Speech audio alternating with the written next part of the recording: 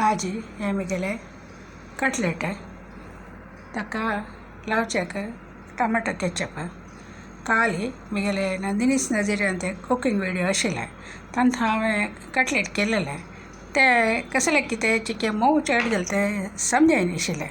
कडेन हांव कशें केलें ते व्हिडिओ दाखोवचे थोड्यांची हें वर्स थोडे मात काण ते सम करून घेवन दाखयले कडेन व्हरलेले तशी दवरले फ्रिजांत ताका पास इतले बटाटांनी शिजोवन घाले